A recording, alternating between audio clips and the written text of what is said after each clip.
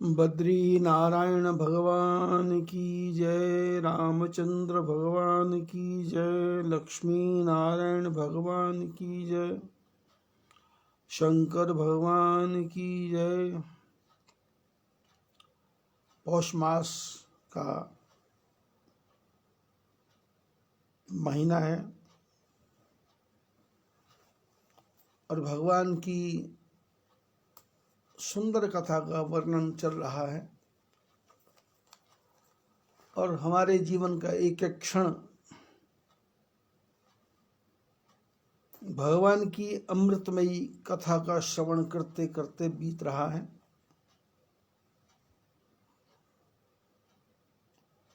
और कथा सुनते सुनते हमारी दशा सबकी ये हो गई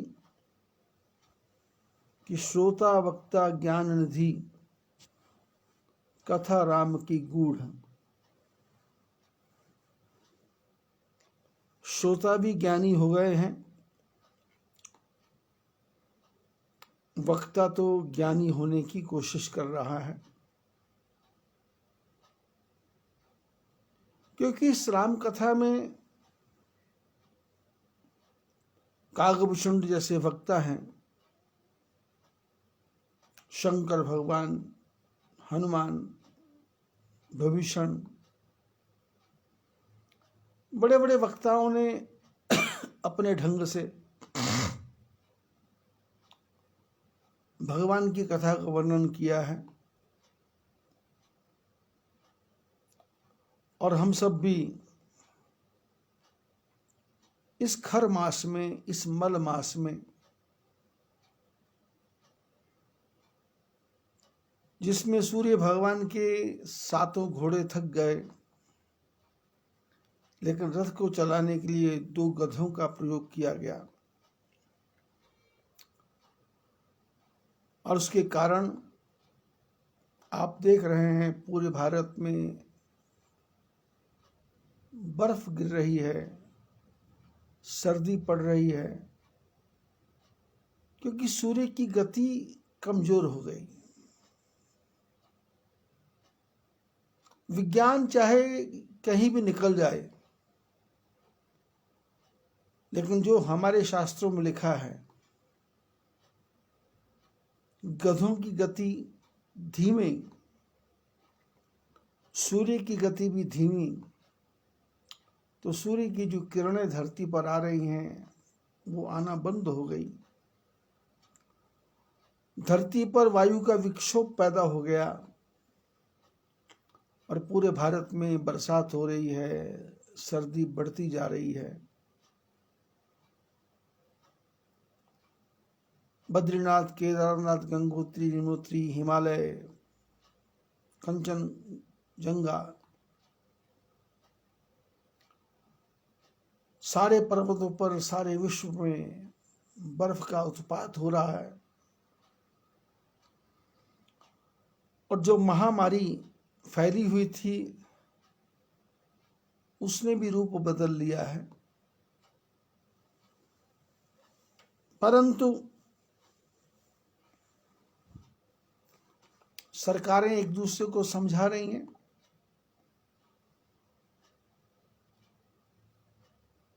पर जब मैं ध्यान से देखता हूं तो मेरे को दिखाई दे रहा है कि मकर संक्रांति के बाद जब सूर्य संक्रमण करेगा और फिर रथ पर, सूर्य के रथ पर घोड़े लग जाएंगे,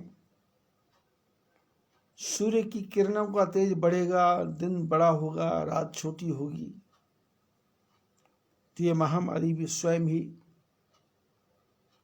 धीरे धीरे लुप्त हो जाएगी। क्योंकि ये महामारी भी हमारे ही अपने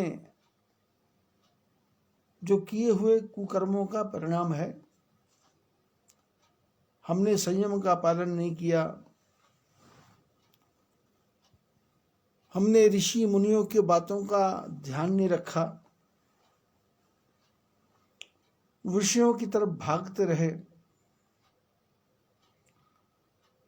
और विषयों में इतने आसक्त हो गए कि उन विषयों से जो हमारे परिवारों में संतानें प्राप्त होनी थी, उन सबको हमने मारना प्रारंभ कर दिया। कोई दवा खा करके मार रहा है, कोई डॉक्टरों के औजारों से मार रहा है, अपने ही द्वारा पैदा किए हुए जीवात्मा को नष्ट कर रहा है। जबकि हमारे शास्त्रों में लिखा है कि विष वृक्षोपि संवर्ध्य स्वयं छेत्तुम असंप्रतम।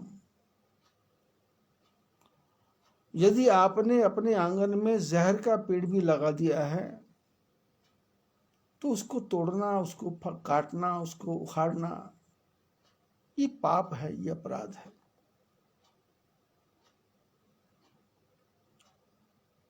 गेहूं के खेत में जब गेहूं हरा भरा हो, यदि बैल जाके उस गेहूं के खेत को खाता है तो वो पाप करता है।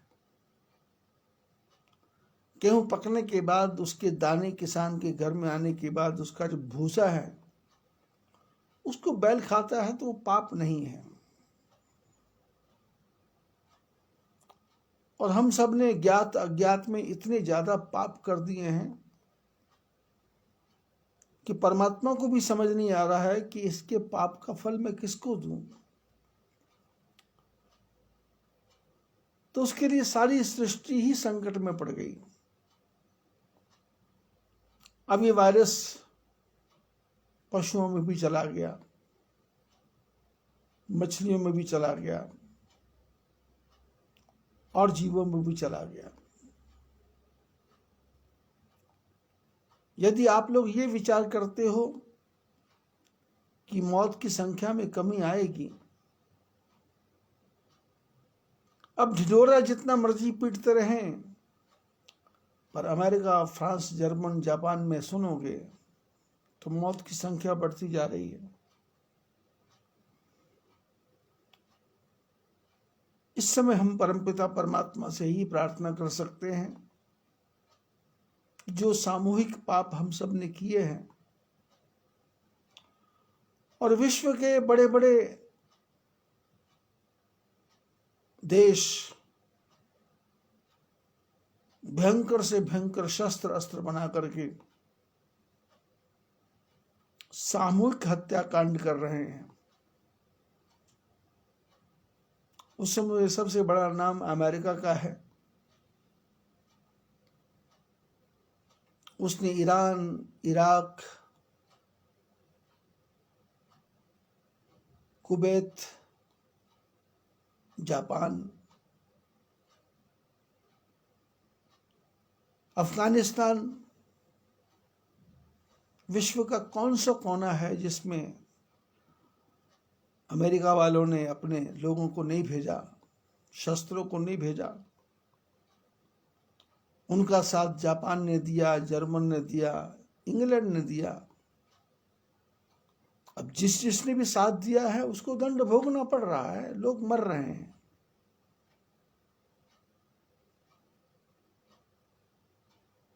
भारत तो धर्मपरायण देश है, लेकिन फिर भी पाप इतना भारत में बढ़ गया कि 15 साल की लड़की की उम्र होने के बाद में अबॉर्शन की संख्या बढ़ती जा रही है।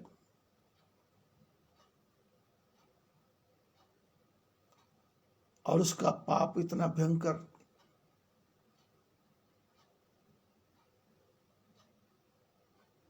कि भगवान विचार करते हैं कि चलो जिन्होंने पाप किया इनको खत्म करो। लेकिन मेरे साथ, आपके साथ समस्या यह है कि हम चाहते हैं कि दुनिया मरे पर मेरे परिचित ना मरे। पर हमारे शास्त्रों ने कहा सर्वे भवन्तु सुखिनः सर्वे सन्तु निरामया। हे भगवान, सबका भला करो भगवान, सबका सब विधि हो कल्याण, सबका कल्याण हो, कृपा करो।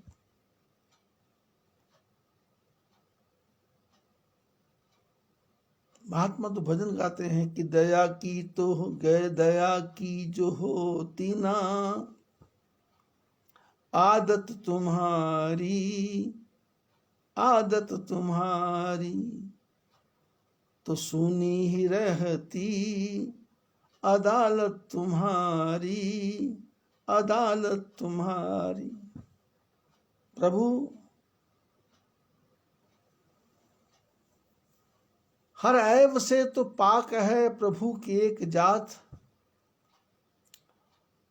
बंदा तो गुनाहगार है चाहे बेगुनाह भी हो। आदमी क्या कर सकता है? गुनाह ही कर सकता है, गलती ही कर सकता है। गलतियों का पुतला है मनुष्य।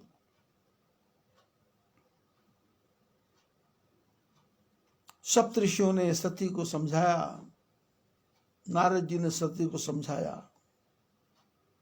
तपस्या करो। और सती की तपस्या पूर्ण हो गई।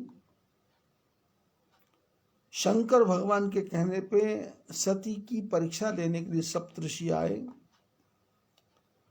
और पार्वती को आके समझाया कि तुम किस मूर्ख आदमी से शादी कर रहे हो। तपस्या की थी तो किसी अच्छे लड़के के लिए तपस्या करनी थी।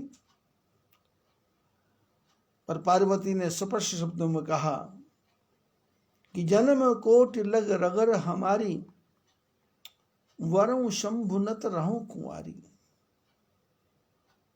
कि हमारी कोटि जन्म तक एक ही अभिलाषा है, इच्छा है कि यदि पति रूप में चाहिए तो शंकर भगवान ही चाहिए। इन शब्दों को लेकर के आज की महिलाएं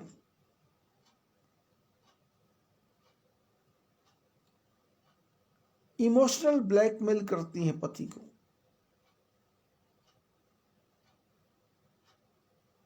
कि जन्म जन्म तक मैं तुम्हारा साथ दूंगी। पर आपको पता नहीं है कि जन्म जन्म का साथ तो शंकर भगवान पार्वती का है, बाकी सबका किसी का जन्म जन्म का साथ नहीं है। पता नहीं किसका साथ कब छूट जाए, कौन कब के छोड़ के चला जाए।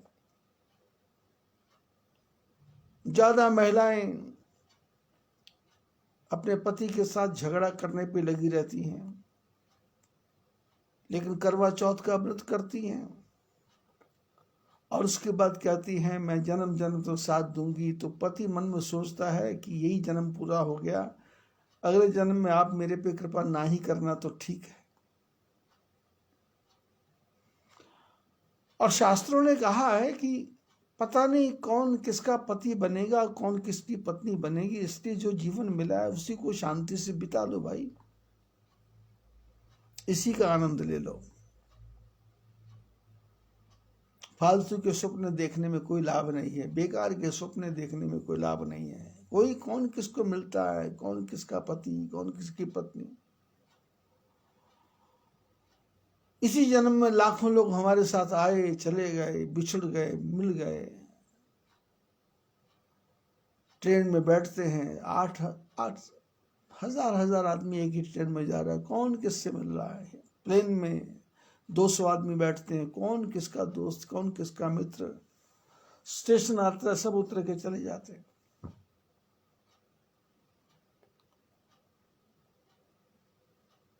साथ जाएगा तो आपका किया हुआ अच्छा कर्म जाएगा। नेकी तेरे साथ चलेगी बाबा, साथ यही एक बात चलेगी बाबा। संग न जाए तेरे संगी साथी, और न चलेंगे तेरे संग ये बराती। बात यही एक बात चलेगी बाबा, नेकी तेरे साथ चलेगी बाबा। कर्म अच्छा करो और उस कर्म के साथ में सुकर्म करो, कुकर्म नहीं करो।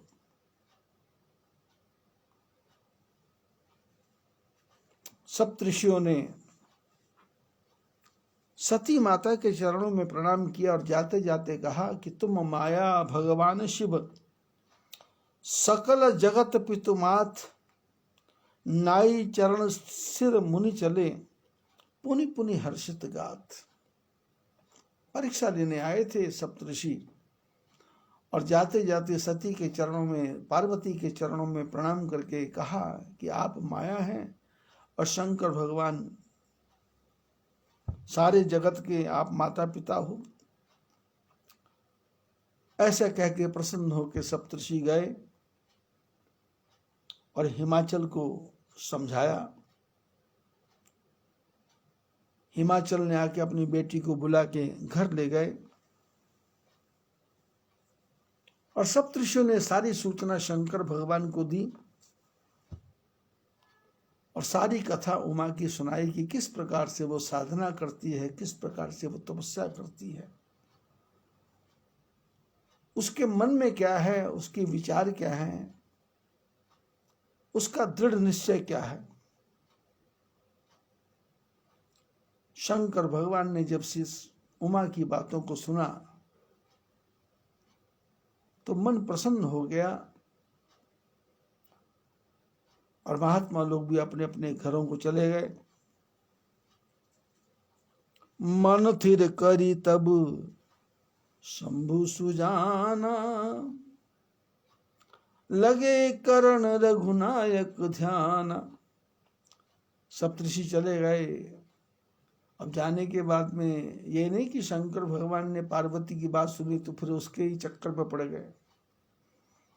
जैसे आजकल लड़का लड़की हैं, पता चल जाए सही कि हमारी सगाई इससे हो गई, फिर तो रात के 2-2 बजे तक फोन पे बातें चलती रहती हैं, बात ही नहीं खत्म होती। घर वाले परेशान हो जाते हैं और इतनी बातें कर लेते हैं कि शादी के बाद 10 दिन टिकना मुश्किल हो जाता है। और फिर वही बात हमारे पास सूचना आती है कि मेरे को लड़का पसंद नहीं है, मेरे को लड़की पसंद नहीं है। तो मैंने कहा भाई अब पसंद ना पसंद है तो जीवन तो जीना पड़ेगा।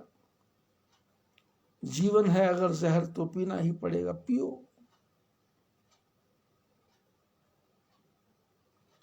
काकभुषुंड कहते गरुड़ जी, शंकर भगवान राम जी के ध्यान में मस्त हैं। उसी समय तारका नाम का असुर पैदा हो गया, जिसने सारे संसार को जीत लिया था, सब देवताओं को कष्ट देना प्रारंभ कर दिया था।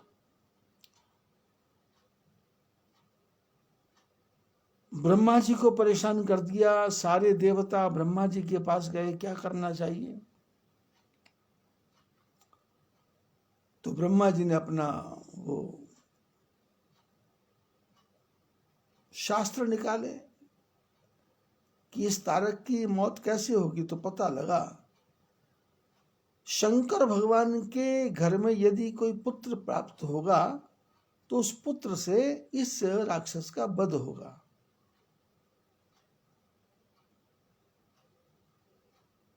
सब सन कहा बुझाई विधि, धनुज निधन तब होई,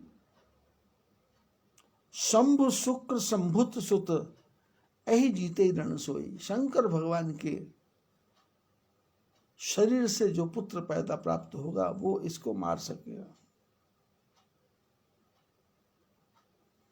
तो क्या करना चाहिए। तो ब्रह्मा जी ने कहा मेरा कहना मानो और मैं आपको बताता हूं कि पिछले जन्म में जो सती थी, जिसने यज्ञशाला में जाकर के अपने शरीर को योग की अग्नि में जला दिया था, वो हिमाचल के घर में पैदा हो गई है। उसने बहुत ज्यादा तपस्या की है।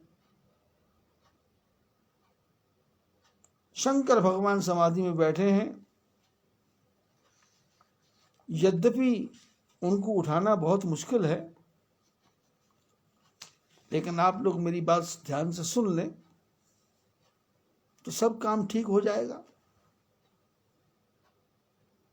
तो क्या करें।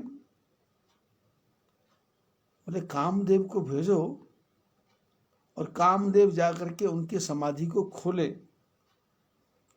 और वो सहज रूप में आए, फिर उनसे प्रार्थना की जाए, उसके बाद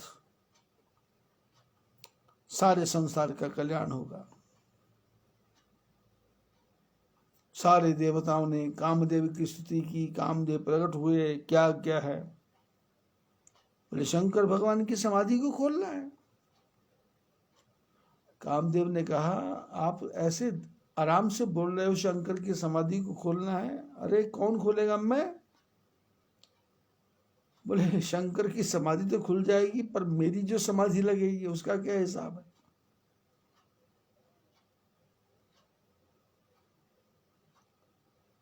शंकर जी की समाधि खोलना आसान नहीं है। उनकी खुल जाएगी, मेरी लग जाएगी।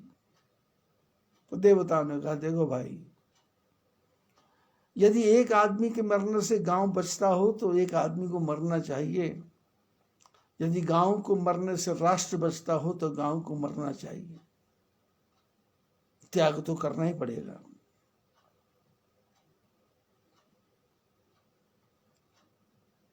कामदेव ने अपनी सेना को बुलाया और सेना लेके कामदेव चला। कामदेव की सेना जब चली, विश्व में उत्पात मचने लग गया। आप एक वायरस की बात कर रहे हो?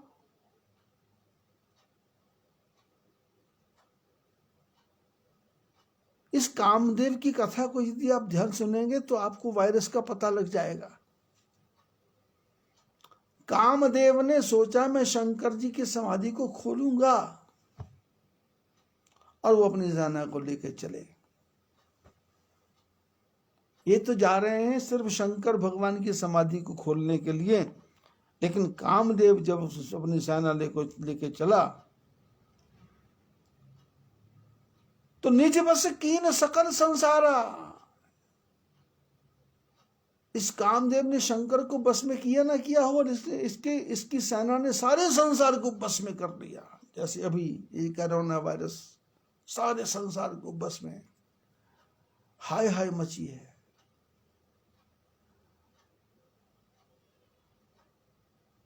हाय हाय मची है। ऐसे ही कामदेव चल रहा तो सारा संसार बस में हो गया।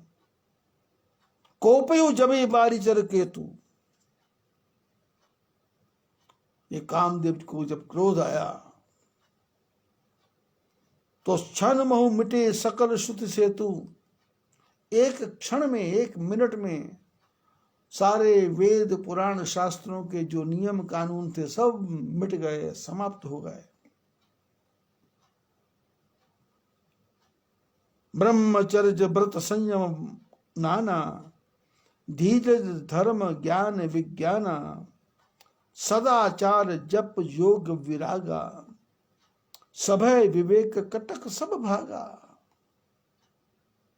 कामदेव चला, मनुष्य के अंदर से ब्रह्मचर्य भाग गया। कौन सा व्रत, कौन सा संयम, सब खत्म। धैर्य जवाब दे गया। धर्म क्या है पता ही नहीं चला, ज्ञान क्या है पता ही नहीं चला, विज्ञान क्या है पता ही नहीं चला।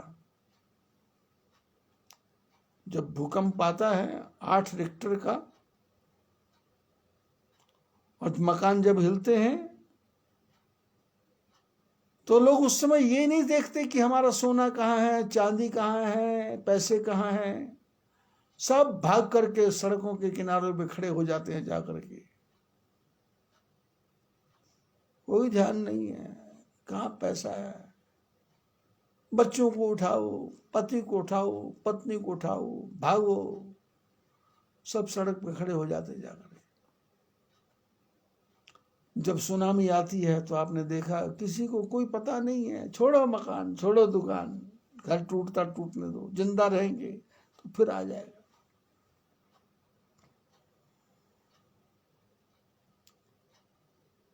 ऐसे ही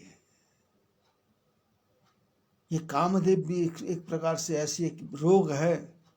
जब ये लगता है तो उसमें कौन माँ, कौन बाप, कौन बहन, कौन भाई, आदमी मर्यादा को भूल जाता है, इसको शर्म नहीं आती, ये बेशर्म हो जाता है। सदाचार जब योग विरागा, सदाचार खत्म हो गया, जप खत्म हो गया, योग खत्म हो गया, वैराग्य खत्म हो गया। सभय विवेक कटक सब भागा, डर के मारे कामदेव की सेना को देख करके ये सब कोई भाग गए। भागयो विवेक सहाय सहित, सो सुभट संयुक महिमुरे। सदग्रंथ पर्वत कंदरन महु जाई तही अवसर दुरे। होनिहार का करतार को रखबार जग खर भर परमरा। दुई मात कही रतनाथ, यही कहू कोप कर धन धर सर धरा। बोले जब कामदेव की सेना आई, विवेक भाग गया। जो अच्छे अच्छे ग्रंथ थे वो सब भाग करके कंदराओं में जाके छुप गए। क्या होने वाला है, क्या होगा, क्या बनेगा, किसी को कुछ पता ही नहीं चल रहा। बोले कौन ऐसा है जिसके दो सिर हैं? कोई ऐसा नहीं जिसको कामदेव ने बेधित ना कर दिया हो, अपने बस में ना कर लिया हो। ये सजीव जग अचर चर, नारी पुरुष अस नाम। ते निज निज मर्याद तजी, भय सकल बस काम। बोले संसार में जो स्त्री और पुरुष के नाम से जो भी जीव थे, चाहे वो पेड़ हो, चाहे वो पौधे हो, चाहे वो जलचर हो, चाहे वो थलचर हो, चाहे वो नभचर हो, जिनका फीमेल और मेल नाम था, वो दोनों एक दूसरे के प्रति आकर्षित हो गए। सबके हृदय मदन अभिलाषा, और सबके मन में यही इच्छा है कि स्त्री पुरुष से मिल ले और पुरुष स्त्री से मिल ले। और जो लताएं थी वो पेड़ों के ऊपर चढ़ना शुरू हो गई, जबरदस्ती गले मिलने लग गई। नदियां भाग भाग के समुद्र की तरफ जा रही हैं जल्दी से जल्दी मिलने को। और जो तालाब और छोटे छोटे तालाब थे वो पानी उछल उछल के एक दूसरे की तरफ जाकर ही मिल रहा है। बोले ये तो जड़ वस्तुएं हैं, और जो चेतन है हमारे आपके जैसे मनुष्य, उनकी करनी क्या होगी उस समय।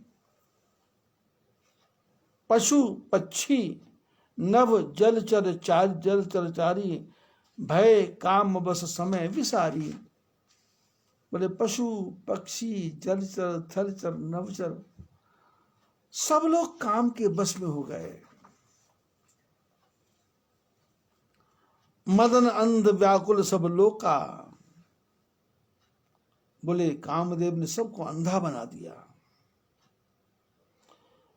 भय काम बस जोगी तापस, पावरन की को कहे। बोले बड़े बड़े महात्मा योगी काम के बस में हो गए। देखे चराचर नारी में, जो ब्रह्म में देखत रहे।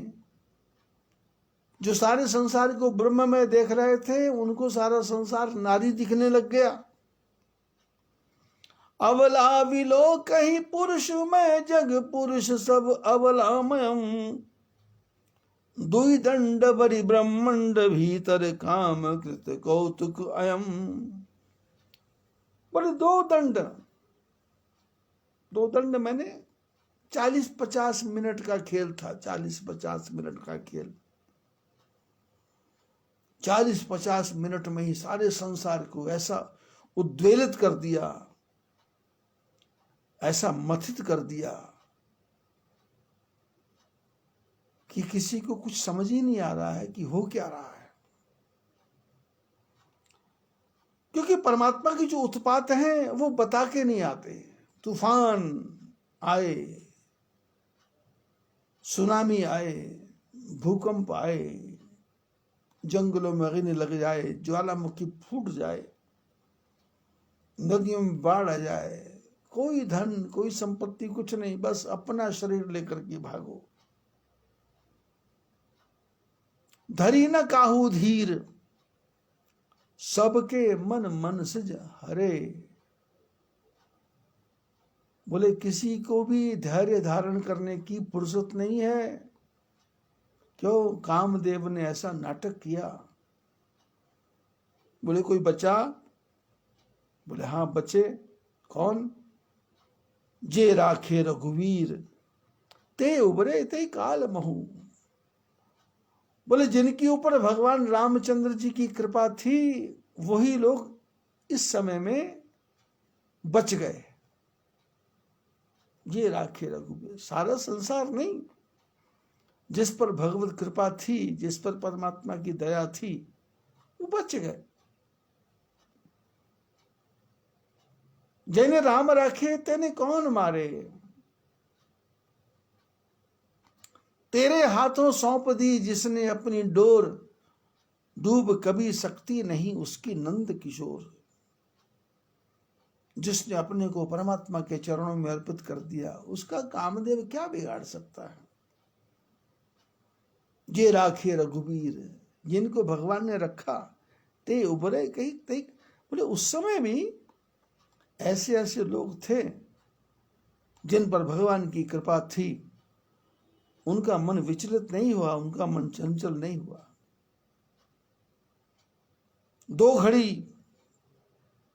दो घड़ी कौतक किया, 2 घड़ी 20 दुना 40 मिनट।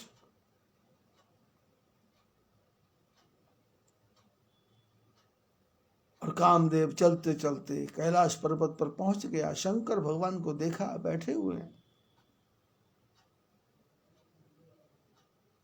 कुछ भी फर्क नहीं पड़ रहा, क्योंकि जे राखे रघुवीर, जिनको रघुवीर रख रहे हैं। शंकर जी को कौन रख रहे हैं? राम जी रख रहे हैं। उनकी समाधि टूट ही नहीं रही है। अब रुद्र जी शंकर भगवान को देखा तो कामदेव पहुंचे तो देख के एक बार तो डर गया कि ये भाई कहां फंस गया मैं आके। लेकिन विचार आया कि यदि वापस जाऊंगा तो देवता क्या बोलेंगे, अब काम तो करना ही है। सकल कला करी कोटि विधि, हारे सैन समेत। शंकर भगवान के सामने जाकर के इसने सारे अपने छल बल दिखा दिए, सारे अस्त्र शस्त्र प्रयोग कर दिए, लेकिन कामदेव हार गया। शंकर भगवान की समाधि नहीं खुली। चली ना अचल समाधि शिव कोपी हृदय निकेत। शंकर जी की समाधि खुली नहीं रही है। तो कामदेव को क्रोध आ गया और कामदेव ने देखा क्या करूं। एक आम के पेड़ के ऊपर जाकर बैठ गया। आम के पेड़ के ऊपर बैठ गया, छुप के बैठ गया आम के पेड़ पर। देखी रसाल बिटप कर शाखा, तही पर चढ़ियो मदन मन माखा। एक ऐसे पेड़ पे चढ़ गया जिसको बोलते रसाल, आम का पेड़ जिसमें रस ही रस है। और संसार में एक ही फल ऐसा है, बाकी सारे फल काट के खाए जाएंगे, लेकिन आम का फल ऐसा है उसको बार बार चूसने का मन करता है, गुठली को भी चूसने का मन करता है, छिलको भी चूसने का मन करता है। चूस चूस के खाते हैं। जूठे को फिर निकालते हैं, फिर खाते हैं, जूठे को फिर निकालते हैं, फिर खाते हैं। हमारे महात्मा में कहते हैं कि भोजन जब करना हो तो उतना ही ग्रास लो जितना तुम्हारे मुंह में आ जाए। रोटी के टुकड़े को दांत से काट काट के नहीं खाना कि हाथ में पकड़ लिया फिर दांत से काटा, थोड़ा बच गया फिर काटा, ऐसा नहीं करना। जैसे पिज्जा बर्गर खाते हैं, ये शास्त्रीय पद्धति नहीं है। शास्त्रीय पद्धति के हाथ में उतना ही टुकड़ा लो जितना आपके मुंह में आए, और दांत जिसको चबा जाए उसको बाहर निकालना नहीं पड़े। लेकिन आम का पेड़, आम का फल एक ऐसा फल है, यहाँ पर शास्त्र की बात चलती नहीं है। वहां तो उसको चूसो फिर निकालो, चूसो फिर निकालो। फिर गुठली को निकाल के एक तरफ रख दो, फिर उसमें जो छिलके हैं उसमें से चूस चूस के साथ पूरा रस निकालो। फिर जो मेरे जैसे लोग हैं वो छिलके में से भी उसको भी चूसते हैं, और मेरे जैसा आदमी तो छिलके को भी खा जाता है, गुठली को भी खा जाए। रसाल है, रसाल। और गुठली को चूस चूस के जब तक उसका बिल्कुल भी दम नहीं निकल जाए तब तक चैन नहीं। तो काम ने सोचा आम पे बैठूंगा और यहां बैठ के बाण चलाऊंगा तो शंकर भगवान के मन में भी रस पैदा हो जाएगा। आम के पेड़ पर बैठ करके कामदेव ने बाण चलाया, और कान तक बाण को खींचा और बाण को चला करके शंकर भगवान की तरफ बाण चलाया। और इतने तीक्ष्ण बाण चलाए कामदेव ने जो किसी के मन को भी बेधित कर दें। साड़े विषम विशिख उर लागे, छूट समाधि शंभु तब जागे। ऐसे बाण मारे शंकर जी के हृदय में कि शंकर जी विचलित हो गए, समाधि खुल गई। ये मेरे को किसने डिस्टर्ब कर दिया, मेरे को किसने परेशान कर दिया, ये कौन है? भयो ईस मन शोभ विषेखी, नयन उघार सकल दिस देखी। शंकर जी के मन में क्षोभ पैदा हो गया। ये प्रभु का ध्यान कर रहा था, मेरे प्रभु के ध्यान में ये विघ्न डालने वाला कौन है? तो देखा आम के पेड़ के बीच में छुपा हुआ काम, और इतना क्रोध आया शंकर भगवान को, शंकर जी ने अपना तीसरा नेत्र ही खोल दिया। अब जब तीसरा नेत्र खोला तो आम के पेड़ पे बैठा था काम। शंकर भगवान विचार करने लगे कि आम को ही फूंक देता हूं तो आम के पेड़ पे बैठा काम भी फूंक जाएगा। तो शंकर भगवान ने विचार किया कि आम के पेड़ पे बैठा है काम, लेकिन ये जो आम है ये तो बहुत काम की चीज है, काम बैठ तो गया। यदि मैं आम को ही भस्म कर दूंगा तो आम के साथ रा लगता है तो राम बनता है, आम के साथ का लगता है तो काम बनता है। इसलिए मेरे को तो काम को जलाना है, राम को नहीं जलाना। तो शंकर जी ने तीसरी आंख खोली, काम जल करके भस्म हो गया पर आम का पेड़ नहीं जला। यही शंकर भगवान की विशेषता है। जो ज्ञानी आदमी है, जो बुद्धिमान आदमी है, वो पापी को नहीं जलाते, पाप को जलाते हैं। जो समझदार आदमी है वो चोरी करने वाले को नहीं खत्म करते, उसके हृदय की चोरी को खत्म करते हैं। जो समझदार आदमी है वो सामने वाले को नष्ट नहीं करते, उसकी बुराई को नष्ट करते हैं। आदमी बचेगा तो सुधर जाएगा। शंकर कहते आम नहीं, काम बुरा है, काम को जलाओ। आम के साथ रा लगेगा तो राम बन जाएगा। कामदेव जला और काम के जलते ही सारे संसार में शांति छा गई। सब योगियों को, ऋषियों को, मुनियों को ध्यान आया कि हम ये कर क्या रहे थे, हमारी बुद्धि को क्या हो गया था।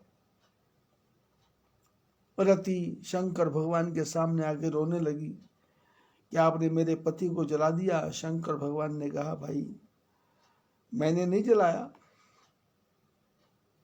इसके पापों ने इसको जलाया है। परम पिता परमात्मा हम सबको कभी दंड देते नहीं। कोई माँ बाप अपने बच्चे को मारना नहीं चाहता, कोई गुरु अपने शिष्य को मारना नहीं चाहता, कोई आचार्य अपने बच्चे को दंड नहीं देना चाहता। लेकिन जब बच्चा उच्छृंखल हो जाए तो सुधारने के लिए मारना ही पड़ता है, पीटना ही पड़ता है, डांटने पड़ता है, फटकारने पड़ता है, समझाना पड़ता है। अब वो बच्चा बड़ा हो गया है तो भी समझाना तो पड़ेगा ही, गलत रास्ते पे जा रहा है। शंकर भगवान ने कहा, रति आज से तेरे पति जो है काम रूप मनुष्य रूप में नहीं रहेगा, देवता रूप में नहीं, उसका नाम अनंग होगा। वो सबको बिना ही शरीर के सबको संसार का काम चलते रहेंगे। लेकिन चिंता मत करो, द्वापर युग में जब कृष्ण भगवान पैदा होंगे तो उसके कुल में तुम्हारे पति पैदा होंगे। उस समय तुम्हारे को अपने पति के दर्शन होंगे। तुम तपस्या करो। जब यदुवंश कृष्ण अवतारा, होई है हरण महा अहिभारा। कृष्ण तने होई है पति तोरा, वचन अन्यथा होई न मोरा। उनका बेटा तुम्हारा पति बन के आएगा। रति शंकर भगवान के चरणों में प्रणाम करके चली गई।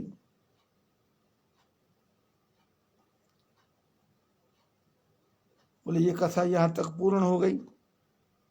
कथा अपर अब कहूं बखानी।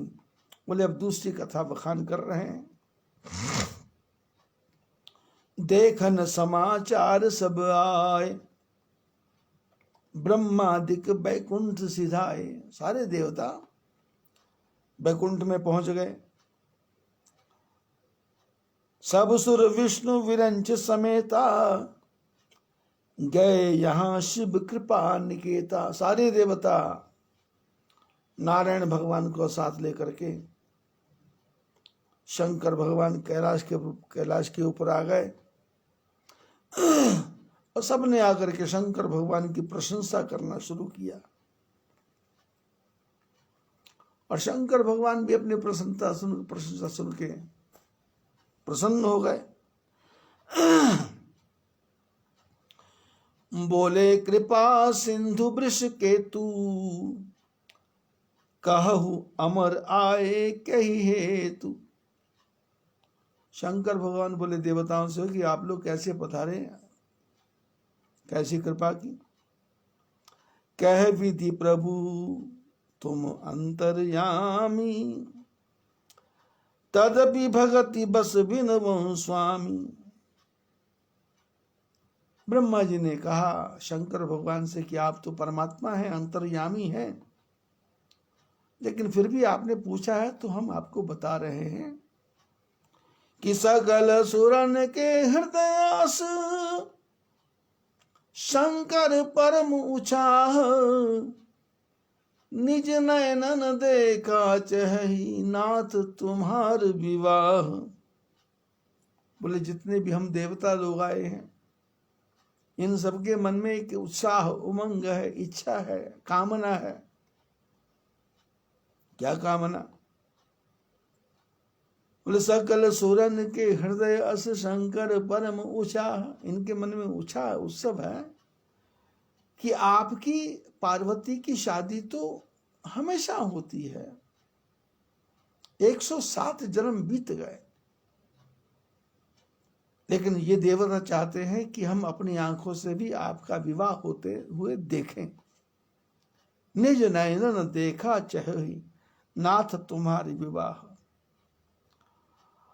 और यह उत्सव देखिए भरी लोचन, सोई कछु करो मदन मद मोचन।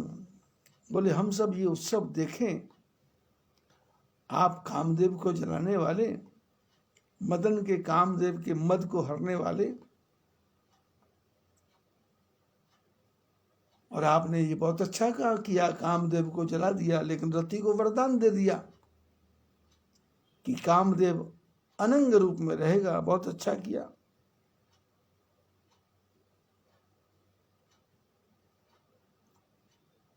ब्रह्मा जी ने कहा, पार्वती जो सती पार्वती है उसने तपस्या करके आपको पाने के लिए साधना की है, तपस्या की है, इसलिए हम चाहते हैं कि आप सती से विवाह करें। सुन विधि विनय समुझ प्रभु बानी, ऐसे हो कहा सुख मानी।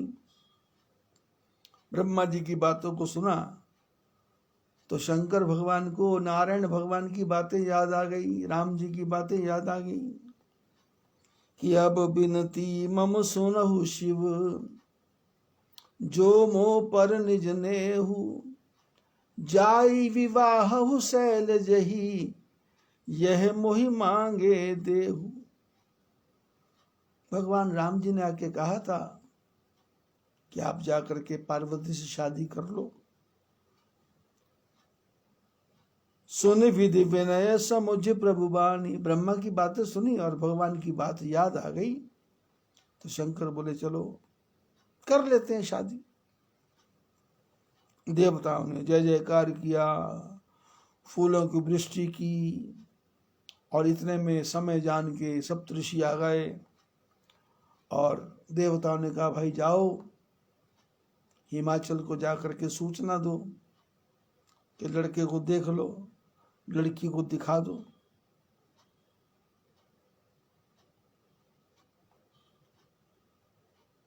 सप्तऋषि हिमाचल के घर पहुंचे, लेकिन सबसे पहले पार्वती के पास गए।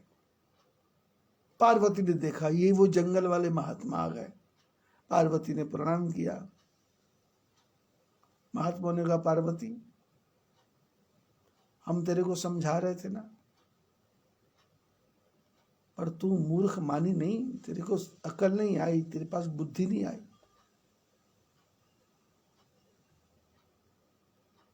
कहा हमारा न सुनो तब नारद की उपदेश।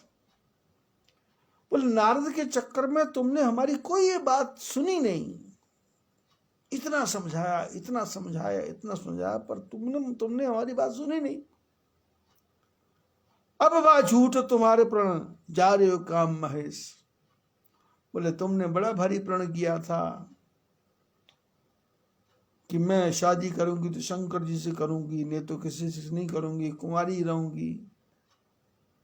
अब ले देख ले तमाशा। वो शंकर ने कामदेव को जला करके भस्म कर दिया, झगड़ा ही खत्म कर दिया, नाम काम रहेगा ना शादी होगी। जा रहे हो काम में, कामदेव को ही खत्म कर दिया। अब किससे शादी करेगी? सुन बोली मुस्काई भवानी, उचित कहो मुनिवर विज्ञानी। तुमरे जान काम अब जरा, अब लगी शंभु रहे सविकारा। महात्माओं की बातें सुन के पार्वती मुस्कुराई, मुस्कुरा के बोली कि आपने बिल्कुल ठीक कहा, आप मुनिवर हैं, ज्ञानी हैं, बड़े भारी तपस्वी योद्धा हैं, समझदार हैं। और आपने कहा क्या बोला? कामदेव को जलाया।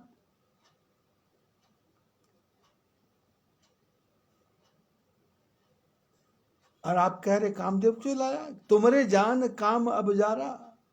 आपको ये लगता है कामदेव को आज जलाया? अब लगी शंभु रहे सविकारा, अब तक शंकर भगवान विकारी रहे?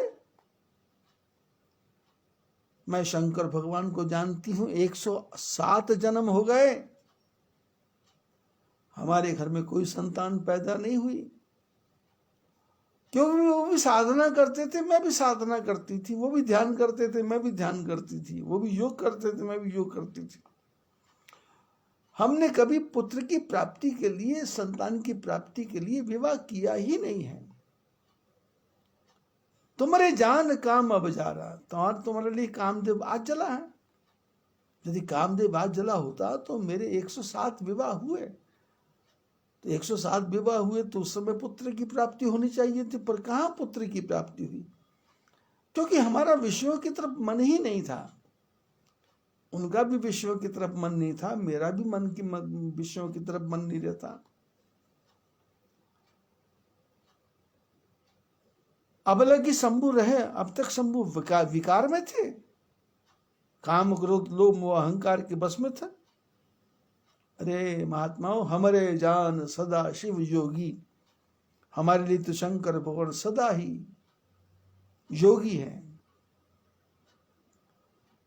वो विषयों में आएंगे भी तो विषयों का उनके ऊपर कोई प्रभाव पड़ता नहीं है। हमारे जान सदा शिव योगी, अब शंकर भगवान सदा शिव हैं, पवित्र हैं, योगी हैं, अज अनवद्य अकाम अभोगी। वज हैं, उनके शरीर पे कभी चेहरे पे झुर्रियां नहीं आती, उनके चेहरे पे कभी मलाल नहीं आता, अज बुढ़ापा नहीं आता, अनवद्य, उनको कोई भेद नहीं सकता, अकाम, कोई कामना उनके मन में नहीं है। अभोगी, भोग का तो उनके मन में विचार ही नहीं है। जो मैं शिव सही अस जानी, प्रीति समेत कर्म मन बानी, तो हमार प्रण सुनो मनीषा, करे सत्य कृपानिधि ईसा। तुम जो कहा हर जारे हमारा, सोयत बड़ अविवेक तुम्हारा। अरे महात्माओं, मैंने कामदेव को सोच करके शंकर भगवान से विवाह करने की तो बात सोची ही नहीं है। मेरा तो प्रण दूसरा ही है, जो आप लोग नहीं जान सकते। आप कहते हैं उन्होंने कामदेव को मारा, तो ये आपकी मूर्खता है, ये बुद्धिमानी वाली बात नहीं है। पार्वती ने कहा, महात्माओं, अग्नि का सहज स्वभाव है, उसके पास में जो भी जाएगा वो जल करके भस्म हो जाएगा। अग्नि के पास में बर्फ टिक नहीं सकती, बर्फ अग्नि के पास जाएगी पिघल जाएगी। अस मनमत महेश की नाई, कामदेव को शंकर जी ने भस्म कर दिया तो होना ही था, गलत जगह पहुंच गया था वो। पार्वती ने जब ऐसी बातें महात्माओं से की तो ही हर्षे मुनि वचन सुनी, देख प्रीति विश्वास, चले भवानी नाई सिर, गए हिमाचल पास। पार्वती की दोबारा परीक्षा ली, लेकिन पता लगा ये तो टस से मस नहीं होने वाली, ये तो विचलित नहीं होने वाली। तो मन में प्रसन्न होकर के पार्वती का प्रीति और विश्वास देखा, तो पार्वती को प्रणाम करके हिमाचल के पास सप्तऋषि आए और सारा प्रसंग सुनाया। कामदेव को जला दिया, ये बातें भी बताई, तो हिमाचल को भी थोड़ा दुख हुआ। और फिर वरदान की बात बोली तो हिमाचल को थोड़ी शांति मिली। हृदय विचार शंभु प्रभुताई, सादर मुनिवर लिए बुलाई। सुदिन सुनखत सुध सुघरी सोधाई, वेगी वेद विधि लगन धराई। पत्री सप्तऋषन सोई दीनी, गई पद विनय हिमाचल कीनी। यही जाई विदहि तीन दीन सुपाती, बाचत प्रीत न हृदय समाती। लगन बाची अज सब ही सुनाई, हर्षे मुनि सब सुर समुदाई। सुमन वृष्टि नभ बाजन बाजे, मंगल कलश दसहु दिस साज। हिमाचल ने सप्तऋषियों से कहा कि आप कोई सुंदर इसका मुहूर्त निकालो।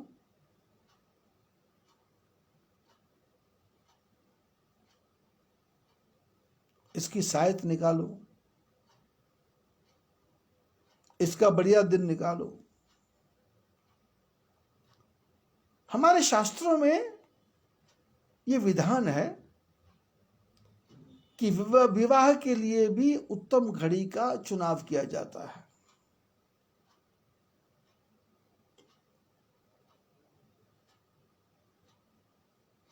और जो समय उत्तम होता है, शास्त्र कहते हैं और प्रैक्टिकल भी है कि जिस दिन लड़का लड़की का विवाह होता है, आकाश में सारे देवता प्रकट हो जाते हैं यदि उसका मुहूर्त ठीक से निकाला गया हो। बादल भी आते हैं, बरसात की बूंदें भी आती नहीं, यहां नहीं आए तो कहीं ना कहीं पड़ती है, आंधी भी आता है, तूफान भी आता है। और कई लोग तो इसी चक्कर में रहते हैं कि भाई आंधी ना आए, तूफान ना आए। पर जिसमें आंधी तूफान आए तो समझना इंद्र भी आए थे, वरुण भी आए थे, कुबेर भी आए थे, सारी देवी देवता आए और सारी देवी देवता आशीर्वाद देने के लिए आए और अपने अपने रूपों में आए। पवन देवता भी आए, हवा तेज चली, बादल भी आए, बरसात भी आई। क्योंकि ये पति पत्नी का संबंध क्या है, शास्त्रों में इसको कहा गया लक्ष्मी नारायण का संबंध है। लक्ष्मी नारायण मिलते हैं तो सारे संसार को सुख की प्राप्ति होती है। तो ये पति पत्नी क्या है, ये लक्ष्मी नारायण है। परिवार में लड़की के माता पिता दूल्हे के चरणों को धोते हैं और बेटी के चरणों को भी धोते हैं और धो करके अपने घर में उसका छिड़काव करते हैं, क्योंकि उनको लक्ष्मी नारायण कहा गया।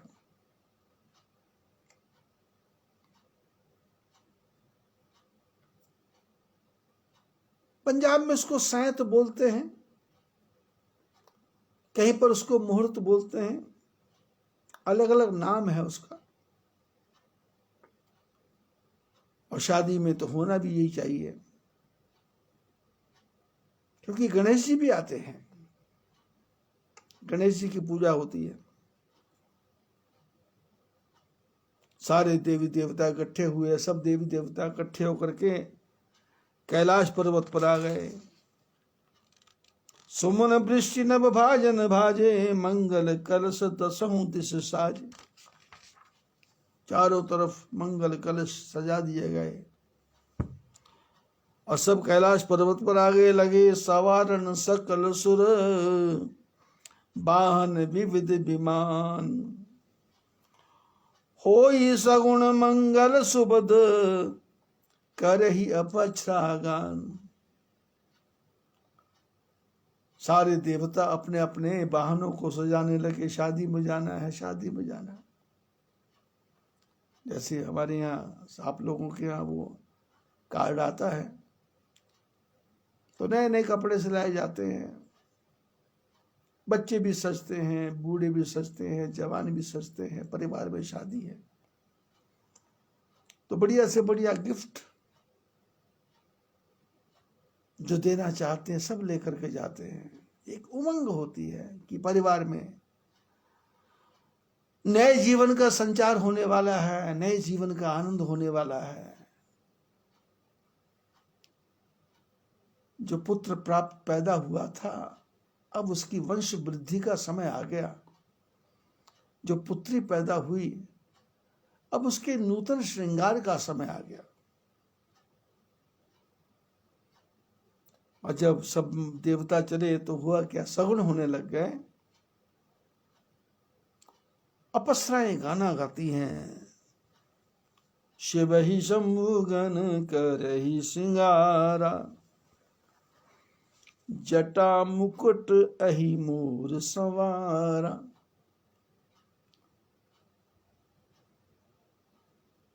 देवी देवता आए, शंकर भगवान का दूल्हा बनाना है तो दूल्हे के लिए तैयारियां करो भाई। तब देवताओं में तो बड़े बड़े ब्यूटिशियन थे, ब्यूटी पार्लर वाले लोग थे जो देवताओं को सजाते हैं। तो देवताओं ने अपनी अपनी पत्नियों को कहा कि जाओ दूल्हे को सजाओ। तो महिलाएं ब्यूटी पार्लर वालों को लेकर के पहुंची, लेकिन वहां तो श्रृंगार करना कैसे है, समस्या खड़ी हो गई।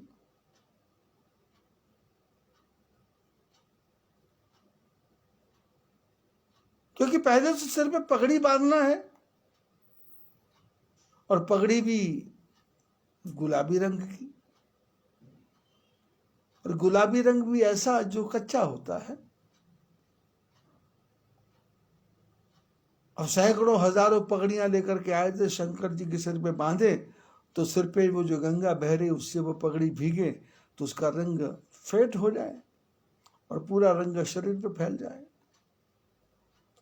तो जो ब्यूटी पार्लर वाले बोलते थे कि भाई ये टोटी, ये पानी कहाँ से आ रहा है, इसका कनेक्शन बंद करो भाई।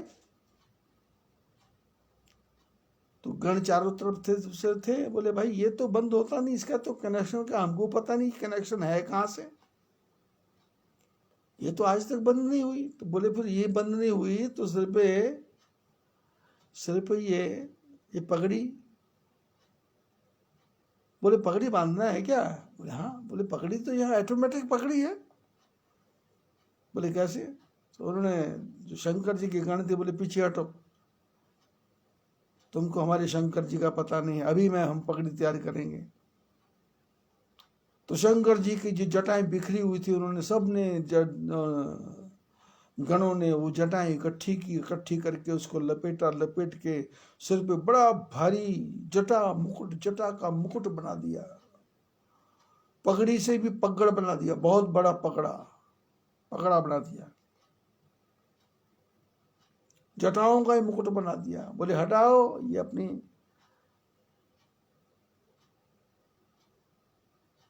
ये गुलाबी रंग की पगड़ियां यहाँ नहीं चलेंगी, यहाँ तो पगड़ चलेगा, पगड़, विशाल मुकुट। बोले अब बताओ क्या करना है? बोले इस पे मोर लगाना है, मोर। बोले मोर? बोले मोर का पंख। बोले मोर का पंख लगाना, पर ये लगाते क्यों हैं?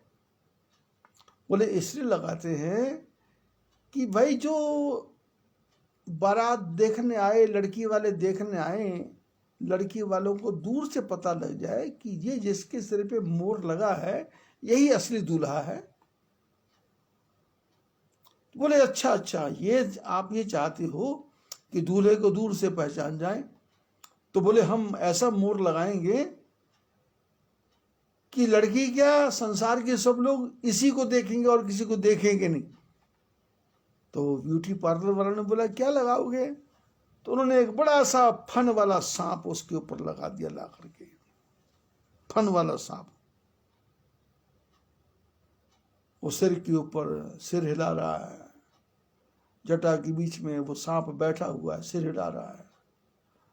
तो जितने भी ब्यूटी पार्लर वाले थे सब भाग गए। अब दूर जाकर के बोलते हैं कि भाई कुंडल तो पहनाओ। बोले पहना देते हैं। बोले कुंडल क्यों पहना रहे हैं? बोले कुंडल इसलिए पहनाते हैं कि कुंडल जब सिर हिले तो कुंडल थोड़ा हिले। तो बोले क्यों? बोले कुंडल हिलेंगे तो दूल्हे की तरफ देखने का मन करता है। बोले अभी कर देते हैं। बड़े मोटे मोटे 2 बिच्छू लाए और कान के अंदर लटका दिए। बिच्छू हिल रहे हैं, सिर को हिलाना नहीं पड़ता, बिच्छू हिल रहे हैं। तो ब्यूटी पार्लर वाले बोलते बिल्कुल सेटिंग काम हो गया, अब तो लोग इसी को देखेंगे। कुंडल कंकण पहरे व्याला। बोले हाथ में कड़े भी पहना तो सोने के कड़े। बोले सोने के क्यों? बोले दिखना चाहिए आदमी। तो हाथ में भी सांप ही पहना दिए। तो ब्यूटी पार्लर वाला बोला कि भाई कोई क्रीम वगैरह तो लगा दो। क्रीम? तो क्यों? बोले पाउडर लगाना पड़ता है। तो बोले अभी लगाते हैं। एक बड़े मटके में शमशान घाट की राख लेके आए और हर हर महादेव कर दिया। पूरे शरीर में तन विभूति पट कहरी छाला, सारे शरीर में विभूति लगा दी और ऐसी विभूति उड़े कि सब भागे ब्यूटी पार्लर वाले, ये कितना धूल मिट्टी उड़ा दी। बोले नाना ये तो ऐसी विभूति है कि सर्दी भी लगेगी नहीं, गर्मी भी लगेगी नहीं, शरीर में सारे रोम बंद हो जाएंगे। बोले और बताओ क्या करना है? बोले कपड़े पहनाओ। बोले वो शेर की खाल लेकर के आए, शेर की खाल, शेर का चमड़ा लेकर के उसको पहना दिया।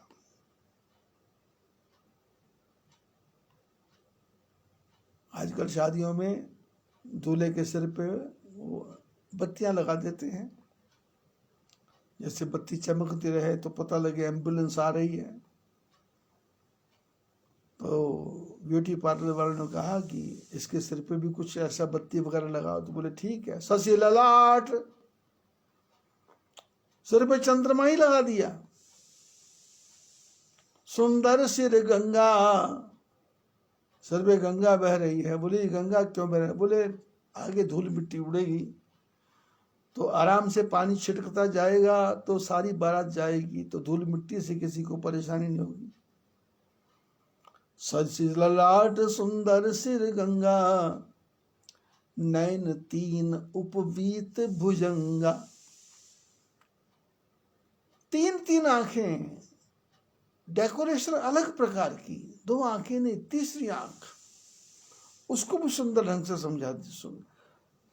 सजा दिया जिससे सामने वाले को दिखे और वो देखता रह जाए कि ये माथे पे ये तीसरी चीज क्या है। एक्स्ट्रा ऑर्डिनरी चीज दिखनी चाहिए। एक्स्ट्रा ऑर्डिनरी क्या है? कोई फ्रेंच कट दाढ़ी बना देता है, कोई लंबी लंबी मूछें बना देता है, कोई दाढ़ी को ऐसे सजा देता है, काट देता है कि सामने वाले को प्रभाव पड़े, वो देखे। पर शंकर जी के गणों ने शंकर भगवान को ऐसा सजाया कि शंकर जी को छोड़ के किसी को देखने का मन ही ना करे, वहां से ध्यान हटे तब तो कहीं जाए, क्योंकि सावधान रहना है। उस सिर पे सांप वाला कब आ जाए, गले में सांप कब आ जाए, हाथ वाला सांप घर में कब आ जाए। हमारे घर के आसपास भी कहीं सांप आ जाए तो हमको रात भर नींद नहीं आती। यहाँ शंकर जी के तो हाथों में भी सांप, कानों में बिच्छू, गले में सांप, सिर पे सांप, और तीसरा नेत्र डेकोरेट कर दिया कि एक प्रकार से एक्स्ट्रा ऑर्डिनरी दूल्हा लगे।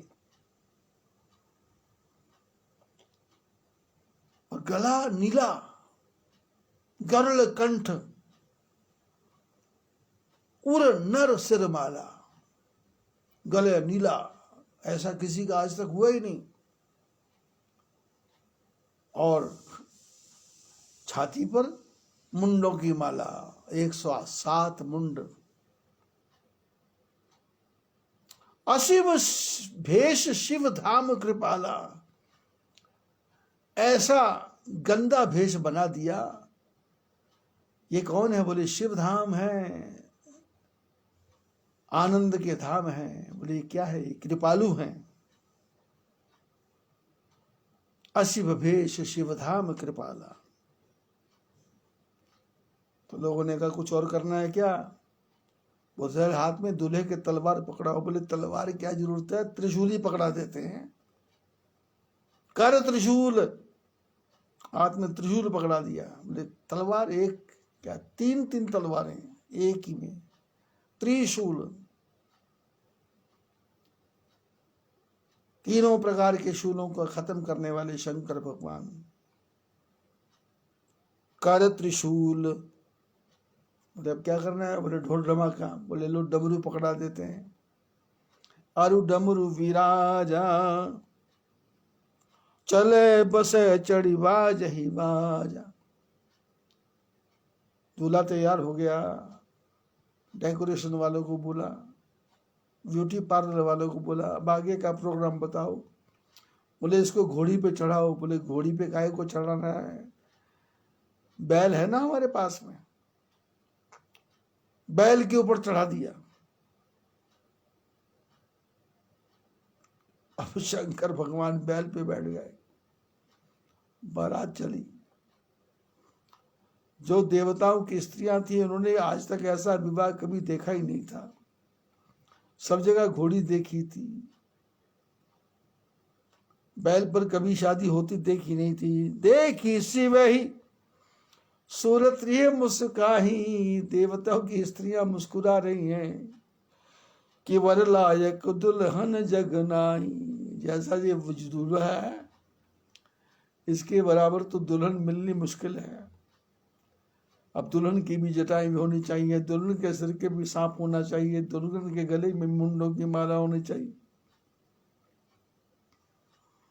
विष्णु विरंची आदि सुर ब्राता, चढ़ चढ़ वाहन चले बराता। विष्णु भगवान, ब्रह्मा, अश्विनी कुमार, वरुण, कुबेर, इंद्र सारे सारे अपने अपने रथों पर बैठ के आ रहे हैं। बारात चल रही है, अपने अपने वाहनों पर चढ़ के चल रहे हैं। और देवताओं का समाज एक से बड़े के सुंदर कपड़े पहने हुए हैं, एक से बड़े के सुंदर एक रथ है, कोई किसी से कम नहीं है।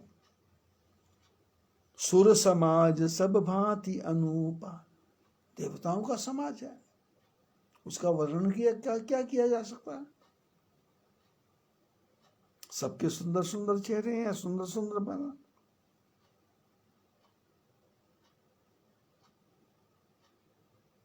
नहीं बरात दुल्हन दुल्हा अनुरूपा।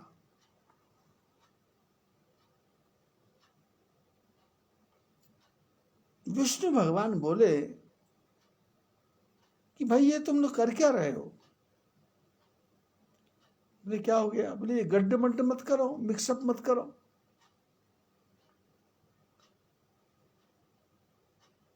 विष्णु कहा अस बिहसी, तब बोली सकल समाज दिशिराज। विलग विलग हुई चलहु सब निज निज सहित समाज। विष्णु भगवान ने कहा सब देवताओं से कि देखो भाई ये मिक्सअप मत करो, कुछ सेटिंग करो। बोले क्या हुआ। बोले समझ नहीं आ रहे मेरे आदमी कौन है, इंद्र के आदमी कौन है, शंकर के आदमी कौन है, नारायण के आदमी कौन है, ब्रह्मा जी के कौन है, अश्विनी कुमारों के कौन है। अपने अपने समाज को अलग अलग करो, ये सेटिंग नहीं बैठ रही। मैं अपने नौकर को आवाज मारता हूं तो उधर से प्रेत भाग के आ जाता है, मैं किसी को आवाज मारता हूं तो भूत आगे आगे। इसलिए वर अनुहार बारात न भाई, जैसा वर है उसकी हिसाब से बारात की सेटिंग नहीं हो रही। सेटिंग करो, अलग अलग करो। अरे दूसरे के नगर में जा रहे हो, वहां जाके हंसी कराओगे क्या, कोई पूछेगा विष्णु के लोग कौन है तो मैं क्या बताऊंगा। तो सबको समझ में आ गया हाँ विष्णु भगवान क्या कहना चाहते हैं।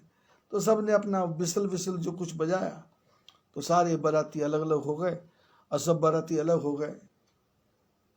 अब शंकर जी के जो बारात थी उनके जो वो है भूत प्रेत पिशाच, उनको तो कुछ समझ नहीं आ रहा है कहाँ जाना है, किधर बैठना है, किधर घूमना है, क्योंकि कोई भी अपनाने को तैयार नहीं है। भूत प्रेत विष्णु की बारात में जब साथ साथ जाते हैं तो विष्णु भगवान के लोग बोलते हैं उधर चलो उधर चलो, ब्रह्मा जी कहते चलो चलो, इंद्र कहते चलो चलो।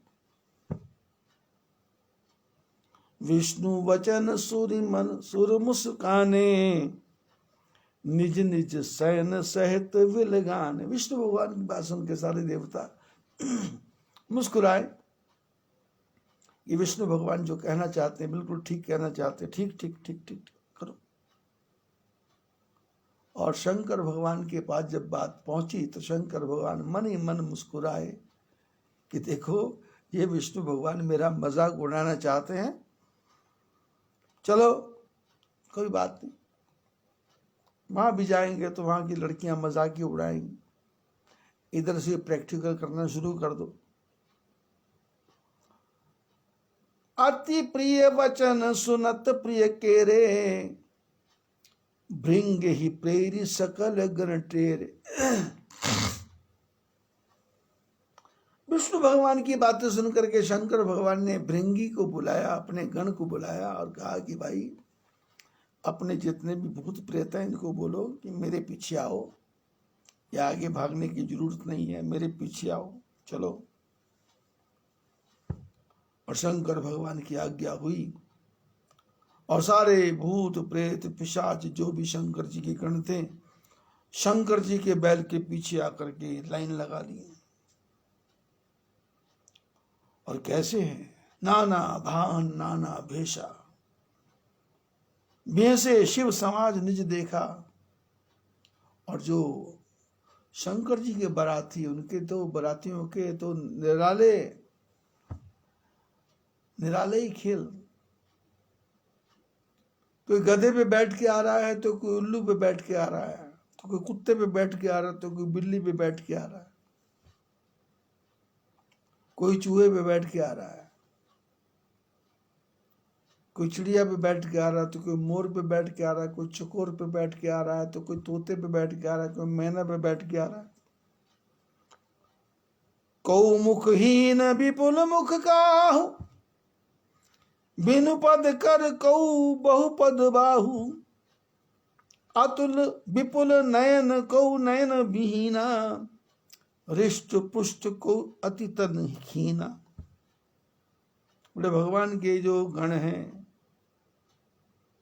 किसी का मुंह ही नहीं है, किसी के अनेकों मुख हैं, किसी के पैर ही नहीं है, किसी के हाथ ही नहीं है, किसी की बहुत पैर है, बहुत पैर हाथ हैं, किसी की बहुत सी आंखें हैं, किसकी आंखें ही नहीं हैं, और कोई बहुत ही मोटा है और कोई बहुत ही पतला है सीख जैसा। तन खीन को अति पीन पावन को अपावन गति धरे, भूषण कपाल कपाल कर सब सद्य सोनित तन भरे। खर स्वान सुअर शिकाल मुख गण भेष अगणित को गणे। बहु जिनस प्रेत पिशाच योगी जमात वर्णत नहीं बने। भगवान की बारात, किसी का शरीर नहीं है, कोई पतला है, कोई मोटा है, कोई छोटा है, किसी ने भयंकर भयंकर भूषण धारण कर रखे हैं, किसी ने हाथ में खप्पर ही पकड़ रखा है, किसी ने आदमी की खोपड़ी पकड़ रखी है, किसी ने हाथ में मांस के टुकड़े पकड़ रखे हैं, किसी ने खून भर रखा मुंह के अंदर, किसी ने अपने मुंह के ऊपर गधे का सिर लगाया है, किसी ने कुत्ते का सिर लगाया है, किसी ने सूअर का सिर लगाया, किसी ने गीदड़ का सिर लगाया। और ऐसे ऐसे देवता, ऐसे ऐसे भगवान के जो गण हैं, बहुजिन्स प्रेत पिशाच योगी जमात वर्णत नहीं बने। बोले अनेकों प्रकार के रूप हैं, समझ ही नहीं आ रहा कि ऐसे भी लोग संसार में होंगे। ये तंत्र साधना करने वाले लोग हैं उनको इसके बारे में ज्यादा ज्ञान है, क्योंकि तंत्र की साधना में यही सब दिखाई देता है। भूत प्रेत पिशाच आदमी जब तंत्र साधना करता है तो फिर ये गंदा ही काम चलता है सब कुछ। नाचे ही गावे ही गीत परम तरंगी भूत सब। और जो बारात के शंकर जी के गण हैं वो नाच रहे हैं, गा रहे हैं, कैसे तरंग में गा रहे हैं। अब तरंग क्या है इस किसी की समझ में नहीं आ रहा। शादियों में देखा होगा ना, वो बैंड बाजे वाले जाते हैं तो शराब पी करके लड़के, कोई बोलता ये डांस करो, कोई बोलता ये डांस करो, कोई बोलता ये डांस करो, कोई बोलता वीर जवानों का अलबेलों का मस्ताना, कोई बोलता नागन डांस करो, कोई बैठ के गाता है। ऐसे सारे प्रेती बने होते आजकल बारातों में, है क्या? भूत प्रेती बने होते हैं। सुंदरता तो है कहाँ? सुंदरता तो खत्म हो गई। देखत अति विपरीत, वो गा तो रहे हैं, पर जो देखने वाले उनको लगता है कि ये क्या मुसीबत आ गई, कैसी बारात है भैया। बोले वचन विचित्र विधि, और ऐसे ऐसे शब्द, ऐसी भयंकर भयंकर गालियां बोल रहे हैं कि क्या करना है, क्या करना है। बारात चल रही है, अब बारात को चलने दो।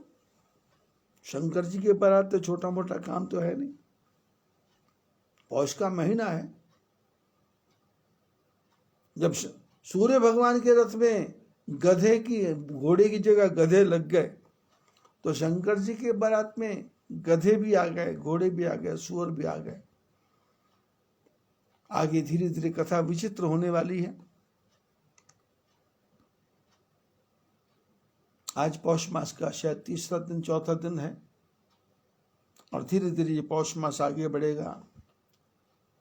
आप कथा सुनने वाले बिल्कुल चिंतित ना हो, आपको कोरोना वायरस आपको नहीं आने वाला। आप तो गुरु मंत्र का जप करो, ओम ह्रीं क्लीं नमो भगवते वासुदेवाय, ओम ह्रीं क्लीं नमो भगवते वासुदेवाय। कल को ठाकुर जी की कृपा से मेरा भी जन्मदिन है, प्रकट समय है, प्रकट दिन है, प्रकट दिन मैं भी प्रकट हुआ था। अपने शिष्यों का कल्याण करने के लिए, परमात्मा की भक्ति को करने के लिए और संसार का कल्याण करने के लिए भगवान ने मेरे को भी इस संसार में अवतार बना के भेज दिया। मेरा भी अवतरण ही हुआ है। जैसे गोस्वामी तुलसीदास जी का मरते समय नक्षत्र ठीक नहीं थे, वैसे भी जीते पैदा होते समय तुलसीदास जी के नक्षत्र ठीक नहीं थे, वैसे भी मेरे भी जब मैं पैदा हुआ था तो मेरे भी नक्षत्र को ठीक नहीं थे। गंडमूल नक्षत्र में मैं पैदा हुआ हूं, और माता पिता को बता दिया गया था कि ये बच्चा तुम्हारे किसी काम का नहीं है, संसार छोड़ के महात्मा बनेगा, या कोई पॉलिटिक्स बनेगा, या बड़ा कोई पैसे वाला, धन वाला बनेगा, ऐसा बचपन में बता दिया गया था। पर हमारा गरीब परिवार, उनको बेचारों को क्या पता। वो तो गोस्वामी तुलसीदास जी को जैसे उसके माँ बाप ने छोड़ दिया, तो मेरे माँ बाप तो मेरे को छोड़ भी नहीं सकते थे। जैसे तैसे पाला पड़ोसा, आगे किया, लेकिन भगवान की कृपा से ठीक मार्ग मिलता गया, महापुरुषों की संगत मिलती गई, जीवन सुधरता गया, और जीवन में आनंद ही आनंद आने लगा। और 66 साल की उम्र में बुद्धि आई कि भाई कथा ढंग से करो, सत्संग में डूबो, बाकी दुनिया से कुछ लेना देना नहीं है। आप सब लोगों का मेरे पास आ रहा है मैसेज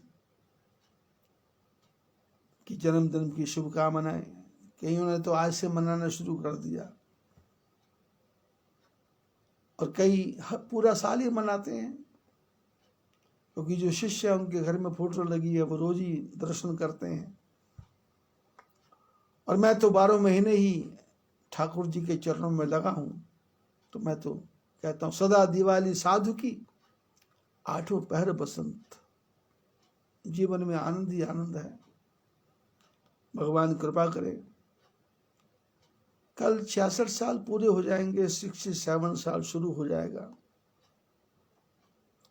67 हो जाएगा, और ज्यादा मूर्ख हो जाएगा, क्योंकि 60 के बाद में तो 61 मूर्खता बढ़ती जाती है, मूर्खता बढ़ती, बुद्धि काम करना बंद हो जाती है।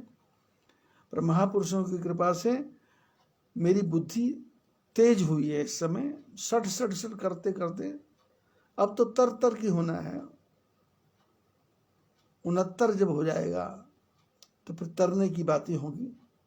उसके पहले भगवान से कहूंगा कि मैं तो तरा ही हूं, सारा संसार तरे, आप भी जियो, मैं भी जीऊँ, आप भी सत्संग सुनो, मैं भी सत्संग सुनाऊँ, आप भी आनंद लो, मैं भी आनंद लूँ, इसी में हमारा आपका जीवन बीते। आज इतना ही। कल बारात को पहुंचाएंगे, शंकर भगवान का विवाह भी करेंगे और अपना जन्मदिन भी मनाएंगे। कल कई प्रकार के केक काटे जाएंगे। भारत में लगभग 100 से ऊपर जगह ऐसी हैं यहाँ पर मेरे जन्म दिवस पर लोग ब्राह्मणों को भोजन कराते हैं, भंडारा लगाते हैं। और कुछ लोग मेरे को भी कुछ भेज देते हैं, क्योंकि यहाँ भी चलता रहता है सब काम, महात्माओं का सेवा चलती रहती है। आप सब सुखी हो, संपन्न हो। कल जन्मदिन भी मनाएंगे और सत्संग भी करेंगे। बोलो बद्री विशाल भगवान की जय। जय सिया राम।